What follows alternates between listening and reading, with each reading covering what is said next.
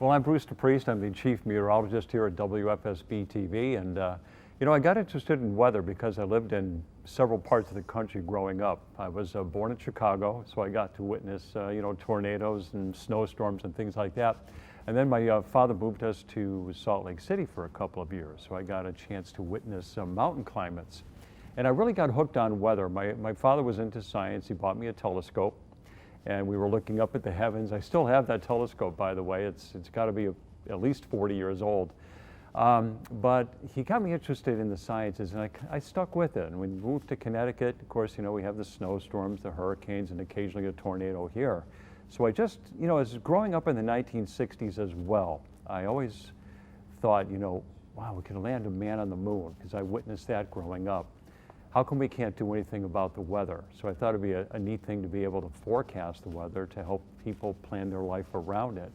So all these advances in science were occurring in the 1960s, and big weather events. We had Hurricane Camille and all kinds of things going on at the time. So I just got hooked on weather, and I stuck with it right through high school, college, and right into a career with Channel 3. So tell me, before we jump into October 3rd, tell me where you grew up in Windsor. I grew up, the first house that we had was on Gloria Street, which is right off of the Park Avenue exit off I-91. And my bedroom, I could see the Trinity Methodist Church right from my bedroom, so I had to behave because the church was right in my view. But that's where I grew up, and then later on, I moved up to Strawberry Hills, right off River Road, right in the area where the tornado struck. All right, we got a little background on you. Give you some cred, Windsor cred. Mm-hmm. All right, so let's jump into the tornado. Sure. So what do you remember about that day, October 3rd? Give us a little background of what your day was like, or when you first heard about the tornado. Well, I don't know exactly where I was the day of the tornado. I had been working for the Travelers Weather Service for about a year. I was still sort of green in the weather industry. But what I do remember about that day, I don't believe I was working, but I do remember going outside and looking at the sky, and it had this really strange green-yellow kind of a hue. And I thought, okay, something's just not right, even though it was October 3rd. And normally, you don't expect a tornado on October 3rd.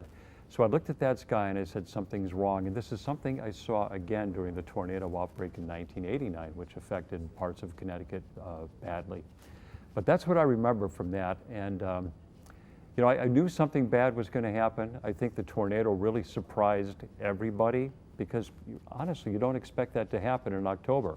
It was a day that was in the 60s. It wasn't terribly warm.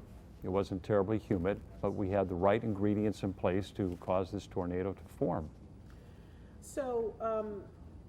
So if you weren't at work, do you remember when you first knew that it had happened? Were you called into work? Did you go into work? Do you remember that at all? I don't think I was called into work, but I found out later in the day, of course, that the tornado had struck. That was around 3 o'clock in the afternoon, and by then we knew something really bad happened up in the Windsor area. So I knew by later in the day. I don't recall being called into work because it was sort of already done and it happened, but I do remember it was a big story on the news. There was a lot of emergency vehicles, and I know so many homes were destroyed. But it became apparent, but it's something that, as a weather forecaster, we didn't have the technology that we have today to be able to see the rotation of a particular storm, like with the dual pole Doppler radar that we have today. So it was kind of like happened right under the nose of weather forecasters, including the National Weather Service in Windsor Locks at the time, which was stationed there. So let's talk about that just for a minute, if we could. First of all, tell me what a tornado is. Describe what a tornado is. Okay, a tornado is a violent wind that's kind of concentrated into a funnel. And, we rate tornadoes on a scale, the enhanced Fujita scale, from a rating of F0 to F5. Of course, this was an F4, an EF4, which to this day is rated one of the most destructive tornadoes to hit the United States. And EF4 is a major violent tornado to occur here in Connecticut. And to have it happen in October is even more unusual. But it's a violent wind, it's very concentrated. It's unlike a hurricane or a winter storm that could affect many towns, many states all at once because they're so large. These are very localized weather events that will only affect a portion of a community, a portion of one town or several towns. So they're a little bit more difficult to nail down because they are what we call a mesoscale kind of a feature because they are so small, but the impact is huge on the amount of damage that they can cause. So from what you know, maybe looking back on that day, tell me what happened as far as the tornado. Where did the tornado come from and how did it move? Okay, it moved from a storm that originated to our south, to the south of Connecticut. And I look back at the weather scenario, and it was a rather unusual situation where we had this upper level energy swinging in from the southwest, and at the same time we had a warm front that was crossing the state. So that upper level disturbance that I'm talking about, a trough or a shortwave, for meteorological purposes, provided the lift in the atmosphere. And it's the warm front that was crossing the state that provided the shear, because winds change direction across a warm front. So if you have the right ingredients, enough instability and enough lift in the atmosphere, and at the same time winds are turning around a warm front, those could be the ripe ingredients for a tornado to form, even though the atmosphere was not really hot or humid. Like I said, temperatures were only in the 60s, so to get a violent tornado with those kind of ingredients is highly unusual. When we were doing the interviews, one of the things that some people speculated, being amateur meteorologists, is that somehow the tornado drew power from the Farmington River. Is that something that happens with tornadoes? No, I think because the Farmington River is just a little bit too small. It was just as, I think it's a much larger scale system that caused the tornado to happen. I really don't believe it had anything to do with the Farmington River, because once it passed the Farmington River, it did maintain its strength. It had to do with that upper level disturbance moving through in conjunction with a warm front that I really think were the prime ingredients that spawned this tornado. Weather is always changing, obviously, but do you think that kind of tornado could happen again? And has it happened? Absolutely. I don't know if it has happened in the past. I mean, weather records only go back so far, but that to this day stands as one of Connecticut's worst tornadoes. The fact that it happened once means that it can happen again. Whether it happens this year, 20 years from now, or 100 years from now remains to be seen, but if it can happen once, it certainly can happen again. So you weren't at Channel 3 at the time, but in the years to come, the tornado there were anniversaries to cover it and to look back on it. Mm-hmm. What do you remember maybe about some of the footage that you've seen? Do you remember something just when you saw the footage, because you didn't see it in person, obviously? What astounded me was the level of devastation, just the number of homes and businesses that were absolutely flattened. And I look back at the time that it occurred, and I'm thinking if it occurred a little bit later in the afternoon, there might have been more death. If I'm not mistaken, I believe 3 people died and 500 people were injured. And this tornado happened around 3 o'clock in the afternoon. I'm wondering if it was a little bit later in the afternoon, 4 or 5 o'clock, when a lot of people were at home from work, at home from school, if there might have been more fatalities. So, I look back at the timing of it, and perhaps if something that violent had to occur, then maybe that particular time was better than if it occurred a little bit later on in the day. Just a few more questions. This is just speculation, and you sort of touched on it, but maybe I'll have it be its own question. Why did they miss it? Why could they not see this coming, the meteorologists? Well, I believe that, first of all, you don't expect something like this to happen in October. And it's a storm that came out of the south. A lot of storms that spawn tornadoes will come in from the southwest or even coming in from the northwest. But this one came in right up from the Long Island Sound, right across Connecticut. And I think the technology back in the day, although it was good, might have been a little bit harder for them to detect the tornado. And perhaps the fact that it occurred right underneath the nose of the National Weather Service might have made it a little bit harder to predict. When something's right there, it may be harder to see than if it's 10 or 15 miles away. Technology has changed tremendously over the years. We have our own dual pole radar, which is much better able to detect violent winds in the atmosphere. The other thing that was very unusual about that October, and this to me is one of the most unusual series of weather events that ever occurred in the state of Connecticut, is that exactly 1 week after that tornado occurred, we had the earliest measurable snowfall on record for the greater Hartford area. Windsor Locks was over an inch of snow. That occurred on October 10th. So here within a span of a week, you have a violent tornado followed by the earliest snowfall on record for the Hartford area. And of course, records, they date back to 1905. So there's a lot of years of record keeping, and for that kind of a thing to happen back to back, that's something I don't know if will ever happen again. That was crazy. I remember it was that. crazy. I remember yeah. that. Just a fun fact, but have you ever been in a tornado yourself? I've never been in a well. The speculation goes that when I was a kid, a baby in Chicago, a violent wind came around that might have been from a nearby tornado and blew me out of my mother's arms and rolled across the lawn and stopped. I don't know if that's true or not. It might be something that my parents told me, but if that's the case, then maybe a couple of screws got loosened up, and that's why I got into the field of weather forecasting. But, as a kid, I did see a lot of different weather events growing up. I remember in Utah, living 5,500 feet above sea level on the foothills of the Wasatch Mountains, overlooking Salt Lake City in the valley below, seeing storms, thunderstorms with lightning strikes hitting transformers in the valleys, and you could see the transformers exploding in the valley. And then other times of the year, I would turn around and look up at Mount Olympus and the Wasatch and just see all this snow. I remember even in June, we'd be going in for mountain drives and throwing snowballs in the month of June, and the streams coming out of the mountains would be ice cold because it was all snow melt. So I grew up in these fascinating locations, and I think it was almost like a natural fit to become a meteorologist. All right, I'm just looking at my questions here. Is there anything, maybe one thing, something that I didn't ask you maybe about the tornado that you want people to know, or a memory that maybe I didn't ask you about?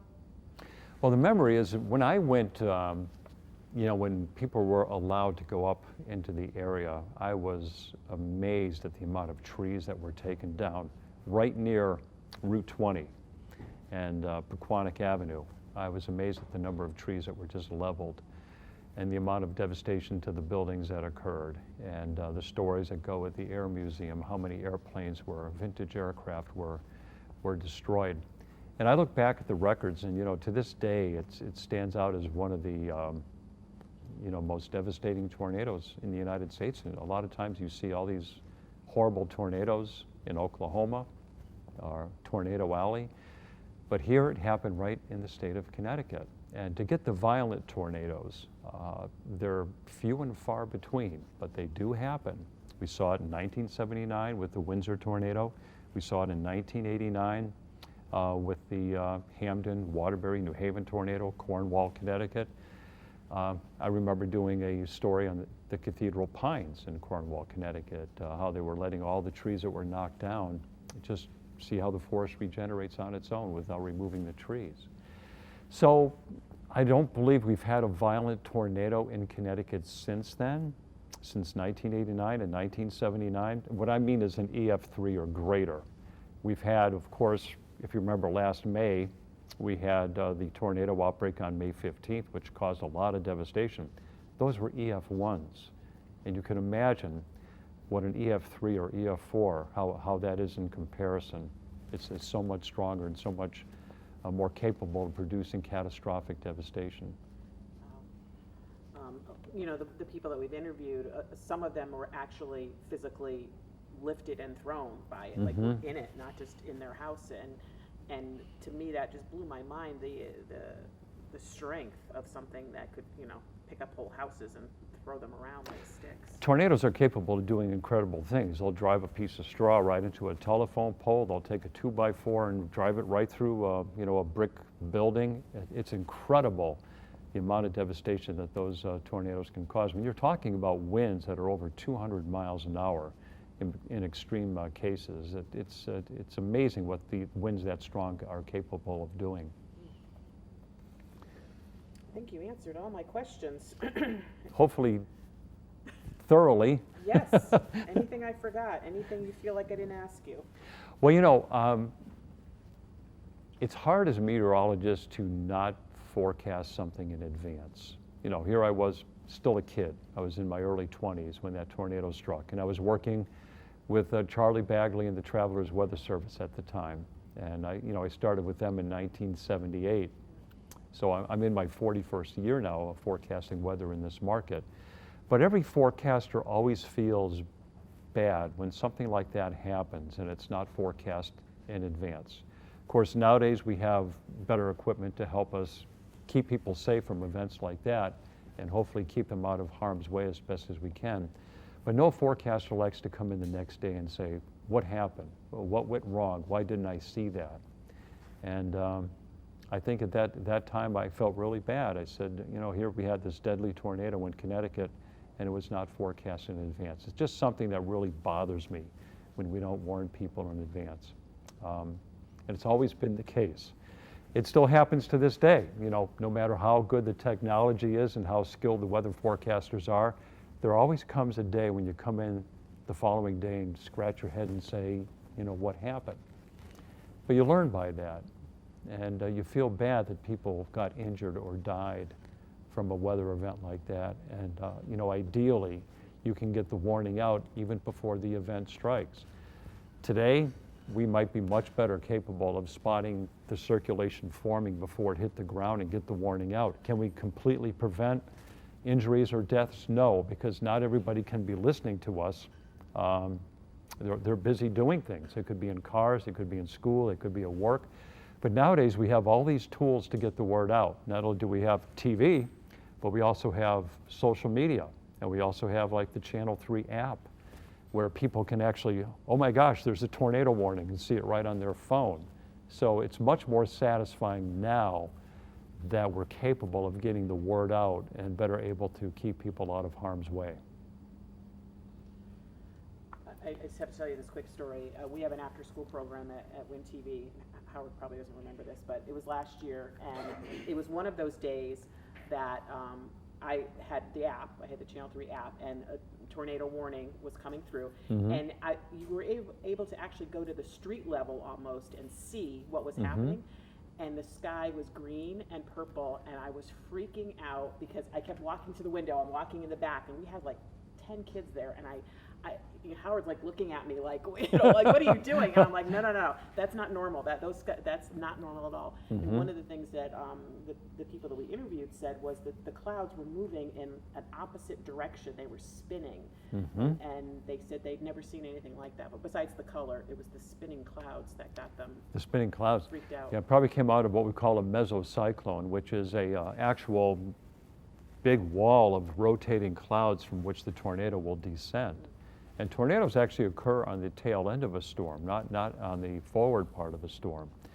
So if you know, we're looking at a tornado, let's say that's moving from southwest to northeast across the state, the tornado is typically toward the southwestern portion of that particular storm, what we call a supercell. So you know, this storm was just unusual in so many ways. The fact that it was October and it came out of the south, it wasn't from coming in from New York State or anything like that. It literally was just energy that came probably across Long Island Sound, right into Connecticut. All the ingredients came into place in northern Connecticut to drop a violent tornado. Well, I appreciate the advanced warning of the app. Yeah, no, we're so much better. I mean, people can be hiking and then all of a sudden say, hey, you know what, we got a thunderstorm coming, now we better get off the mountain. Whereas back in 1979, that wasn't the case. The people would just be able to hear radio and watch us on TV. So a lot of PTSD from this tornado, and people becoming very interested in the weather and being amateur meteorologists. They're weather watchers now, the ones that went through it, because they're so sensitive to change in pressure, change in clouds and color. It was very interesting to hear their once you're stories. impacted by that kind of a storm, you never forget about it. Yeah. You know, and I think there's so many people that are interested in meteorology. To go into a career, you got to be very passionate about that. And I think people who live through storms like that get a certain passion, like they don't want to see this happen again, not to only to them, but to other people, because it's such a horrible experience. So it's, I can see why people become amateur meteorologists because of that. Well, thank you so much.